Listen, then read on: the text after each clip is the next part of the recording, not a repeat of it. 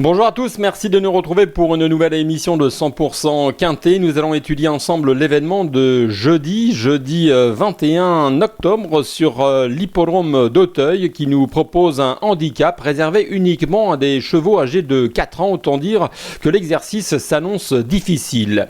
Il s'agit de la première épreuve du programme, départ prévu donc à 13h50, le prix Santo Pietro, réservé donc à cette génération des 4 ans, 3600 mètres à couvrir sur les haies.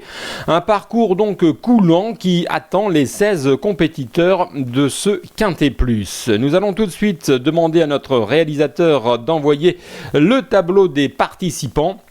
Vous allez les découvrir et en attendant, je vous parle des conditions techniques avec mardi dernier une superbe journée estivale avec des températures au-delà des 20 degrés mais des nuages qui sont arrivés ces dernières heures en Île-de-France. Le terrain sera donc annoncé en ce jeudi sur l'hippodrome d'Auteuil à 4,1 très souple.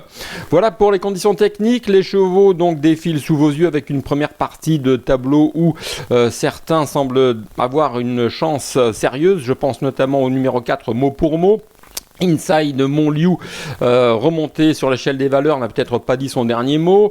Enjoy Your Life pourrait se révéler. Anne-Laura Lass a une chance, tout comme Valentine qui reste sur une victoire. Quelques révélations peut-être avec le 9 Miss Montigny. Et puis la deuxième partie du tableau de ses participants, avec David Cotin qui pourra peut-être compter sur le 10 Baronne du Berlay. Il y a également son autre représentant tout en bas, le 16 Guépard du Berlay qui me plaît particulièrement. Il y a Air Commander le 11 qui a également montré de la qualité, et puis Martin Spirit le 15 qui est l'un des solides points d'appui des derniers handicaps courus sur la butte Mortemar. Voilà donc les participants de cet événement. Nous allons tout de suite entrer dans le vif du sujet et attaquer le papier de 5 Quintet Plus.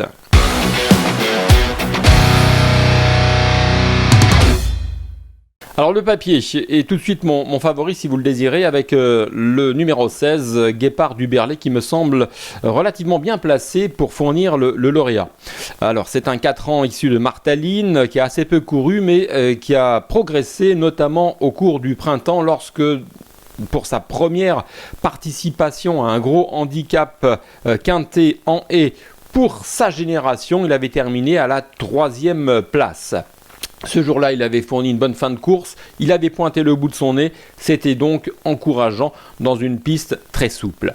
Il a donc participé ensuite au second quintet réservé à cette génération, enlevé d'ailleurs par Inside Montliu, le numéro 5 de cette compétition, et ce jour-là, il avait également fourni une très belle fin de course après avoir attendu en retrait. Il est resté tranquille comme la plupart de ses contemporains durant l'été.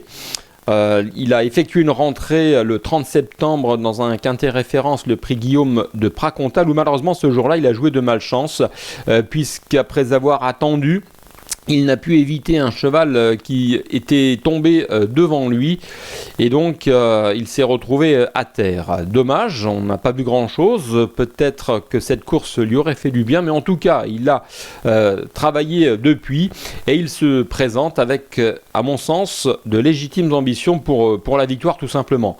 En valeur 56, ça lui offre de belles perspectives dans cette catégorie.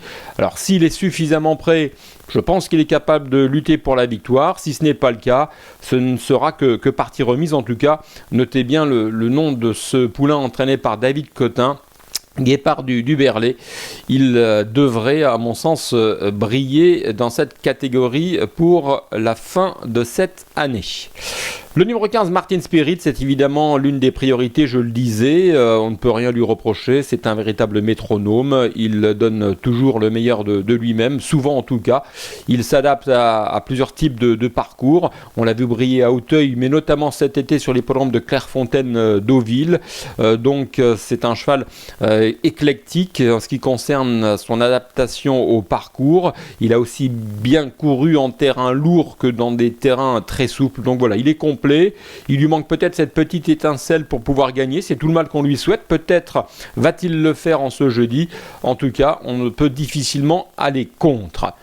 Mon troisième favori s'appelle Mot pour Mot, le numéro 4. Il a la particularité de découvrir la catégorie des handicaps, mais c'est un cheval qui semble pétri de qualité. Il nous l'a démontré, notamment au cours du printemps, lorsqu'on l'avait vu bien courir sur l'hippodrome de Compiègne. Il a notamment couru en steeplechase, mais son entraîneur préfère manifestement revenir sur les haies. En tout cas, on lui a donné une course de préparation entre guillemets à la fin du mois de septembre sur l'hippodrome de Compiègne où ce jour-là, il a remarquablement terminé. Donc voilà, il découvre cette catégorie des handicaps en valeur 61. Ça lui laisse à mon avis une belle chance de s'illustrer ou peut-être même de s'imposer. En tout cas, c'est Félix de Gilles qui lui est associé. L'écurie de Jean-Philippe Dubois au galop est en forme, que ce soit en plat ou en obstacle. Donc, beaucoup d'atouts dans le jeu de ce fils de Martaline et Maya Aéria. Donc, autant dire qu'il est né dans la pourpre, Maya Aéria, qui était classique en son temps. Quatrième favori en ce qui me concerne, le numéro 11, Air Commodore. J'aime bien ce concurrent entraîné par Daniela Melle. Associé à Nathalie De Souter qui avait remporté donc son quintet, le prix général de Rougemont début avril, après avoir terminé deuxième donc la fois précédente dans le prix Univers 2. Un très bon style le concernant. On l'a d'ailleurs ménagé à la suite de ce succès. Il a évidemment été remonté sur l'échelle des valeurs, pas moins de 4 kg de pénalité. Mais là, on l'a laissé tranquille, certainement en vue de l'automne, voire de l'hiver, puisque Daniela Melle a aussi l'habitude de participer à des meetings comme celui de Pau durant l'hiver. Donc, est-ce que ce Air Commander va se diriger vers les Pyrénées dans quelques semaines? Nous le verrons bien, mais en tout cas, je l'attends d'ores et déjà jeudi sur la butte Mortemart. Le numéro 13 fait également partie de mes interrogations, mais que je préfère mettre tout de suite très haut dans des combinaisons. Il s'appelle Dinosaure. Il est entraîné par Marcel Roland, dont les chevaux sont également en forme pour la reprise de l'obstacle après l'été. Et ce Dinosaure, eh bien, pour sa première course dans un handicap fin septembre à Auteuil, il s'est imposé de 6 longueurs sous 70 kg. Il a donc laissé une impression on ne peut plus favorable. Il est perfectible, il va donc évidemment s'affronter désormais à des chevaux plus expérimentés dans cette catégorie, plus endurcis aussi. Donc ce n'est pas évident avec quelques kilos supplémentaires sur son dos, à savoir 3,5, mais on ne connaît pas ses limites et j'ai envie de lui faire confiance. Je retiendrai également en bon rang le numéro 9, Miss Montigny, qui pourrait être également une révélation puisque elle ne compte que 3 courses à son palmarès, une 3e et 2 deuxièmes places. On ne l'a pas revue depuis fin juin à Auteuil où elle avait terminé 2e de Le Plougastelène qui est un bon poulain. Beaucoup de fraîcheur, une situation sur l'échelle des valeurs qui me semble favorable. Est-elle suffisamment prête pour briller d'emblée dans les gros handicaps ? C'est peut-être la question qui nous évite de la retenir plus haut dans un pronostic ou dans un jeu. Mais en tout cas, on ne serait pas surpris de la voir s'illustrer très rapidement. Le numéro 7 fait également partie des bonnes chances.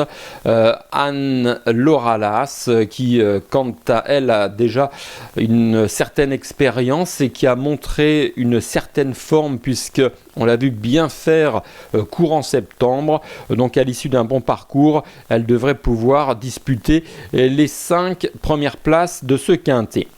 J'aime aussi le numéro 8, Valentine, qui en dernier lieu a remporté un handicap quintet réservé uniquement à des femelles âgées de 4 et 5 ans. Le style était là, elle s'est retrouvée en bas de tableau de ce handicap et elle en a donc profité. Malgré une pénalité, elle pourrait donc répéter. Voilà donc mes favorites. Je vais désormais passer à la catégorie des outsiders. Des outsiders tels que le 10 Baronne du Berlay qui semble perfectible dans cette catégorie. J'aurais évidemment pu la retenir beaucoup plus haut, mais comme vous l'avez entendu, j'ai décidé de spéculer avec des nouveaux venus dans cette catégorie. Mais si vous avez envie de retenir Baronne du Berlay beaucoup plus haut, allez-y, ne vous gênez pas. Le numéro 12, Henri le Farceur, qui fait preuve d'une belle régularité, a également sa chance. Le numéro 3, Rock Me. Le numéro 3, Rock Me, qui fait également partie des possibles révélations de ce quintet, eh bien, sera retenu parmi les trublions en puissance. Attention aussi au numéro 5, Inside Montlieu, dont le dernier échec ne reflète certainement pas ce qu'il a encore à démontrer, puisque on l'a vu donc remporter une épreuve de référence, c'était le 19 juin dernier. Une rentrée certes en demi-teinte avec 3 kilos de pénalité, mais voilà, c'est un cheval qui va certainement poursuivre sur sa lancée. Parmi les outsiders, le numéro 6, Enjoy Your Life, qui, entre guillemets, vaut certainement mieux que ce qu'il nous a montré, en tout cas en dernier lieu, présenté par l'habile Yannick Foin. Il faudra le surveiller du coin de l'œil. Le numéro 6, donc Enjoy for Life, va donc clore notre rubrique outsider, et nous allons tout de suite vous citer mes interdits. Je regarde mon tableau. Je vais prendre le risque d'éliminer là c'est Piriac, qui pourtant a montré les moyens. Le 2, Happy de rêve, qui me semble un peu limite à ce poids-là. Et le 14, All Black, qui me semble barré pour les premières places. Voilà, vous savez tout. On va donc enchaîner désormais avec notre choix.